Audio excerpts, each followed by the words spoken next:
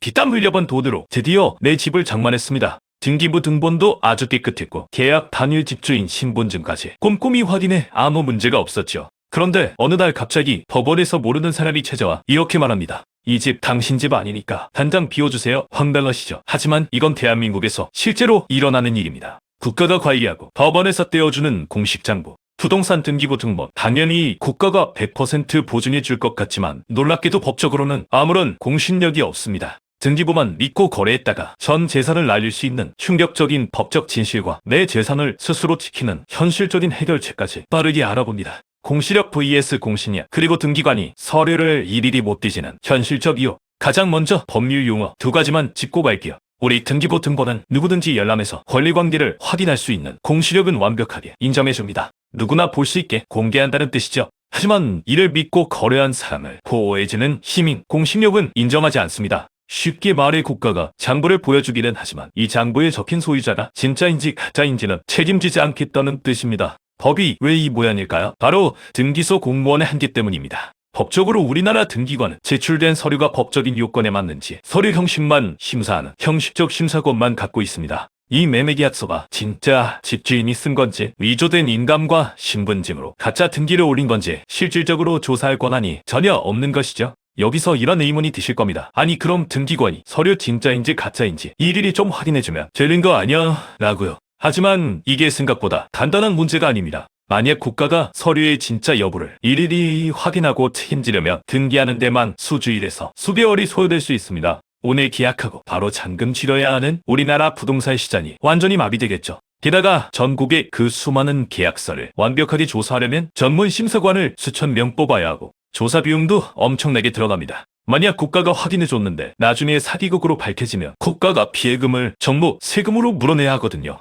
국가 입장에선 이 엄청난 비용과 번거로움, 그리고 배상 책임이라는 폭탄을 떠안기가 현실적으로 불가능했던 것입니다. 역사적 배경, 왜 대한민국 법은 사기꾼 편을 들까? 그렇다면 왜 국가는 등기부에 공신력을 주지 못했을까요? 여기에는 뼈아픈 한국 근현대사의 비극이 숨겨져 있습니다. 시작은 일제강점기였습니다. 조선 총독부는 세금을 거두고 땅을 빼앗기 위해 대대적인 토지조사 사업을 벌였습니다. 이 과정에서 마을 공유지나 종중 땅이 대거 국유화되면서 장부상 소유권과 실제 주민들의 점유 관계 사이에 큰 괴리가 생겨났죠. 진짜 문제는 6.25 전쟁이었습니다. 전쟁의 화마로 전국 법원과 등기소가 소실되면서 등기부와 대장들이 몽땅 불타버렸습니다. 전후 정부는 전쟁 피해를 복구하기 위해 서둘러 등기부를 재창설해야 했습니다. 소유주가 사망하거나 비난간 틈을 타 서류를 위조해서 남의 땅을 자기 이름으로 등록한 도둑들이 이때 엄청나게 쏟아져 나왔죠. 만약 국가가 등기부에 절대적인 공신력을 줬다면 어떻게 되었을까요? 전쟁 참화로 서류를 잃은 진짜 주인들은 영영 땅을 빼앗기게 되고, 서류를 가로챈 위조범들의 권리가 법적으로 확정되는 한정의적인 결과가 생겼을 겁니다. 결국 법원은 거래의 신속보다 진짜 권리자의 권리를 복구해주는 것을 우선시했고,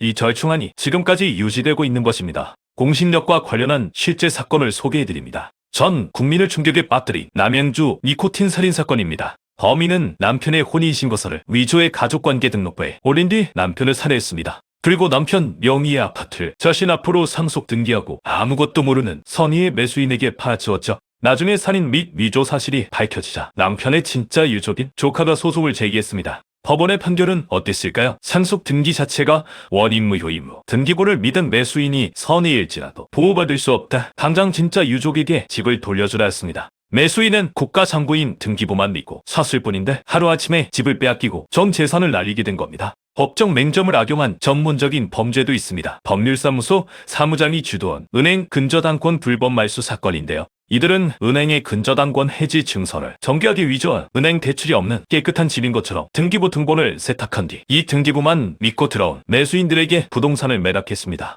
나중에 위조 행위가 발각되자 법원은 은행에 손을 들어주며 말소됐던 근저당권을 다시 부활시켰습니다. 깨끗한 등기부를 신뢰하고 주택을 취득했던 무고한 매수인들은 졸지에 수억 원에 달하는 은행 빚을 대신 떠안게 되었고, 빚을 갚지 못해 집이 강제 경매로 날아갈 위기에 처했습니다. 등기부의 공신력이 없다 보니 발생하는 끔찍한 연쇄 피해입니다. 그렇다면 해외 선진국들은 이 말도 안 되는 거래 위험을 어떻게 해결하고 있을까요? 크게 세 가지 모델이 있습니다. 첫째, 사전 철벽 차단형 독일 모델입니다. 독일은 등기부의 확실한 공신력을 인정합니다. 대신 부실 등기 자체가 발생하지 않도록 부동산 거래 시 법률 전문가인 사법공증인이 무조건 계약 단계부터 직접 참여해 서류와 거래 진위 여부를 완벽히 검증하도록 강제합니다. 둘째, 국가가 끝까지 책임지는 영연방 국가들의 토렌스 시스템입니다. 이 제도 하에서는 국가가 등기 내용을 100% 보증합니다. 만약 사기나 오기 때문에 권리를 잃는 선의의 피해자가 생기면 국가가 따로 비축해둔 보상기금에서 실거래가 기준으로 즉각 현금으로 보상해줍니다.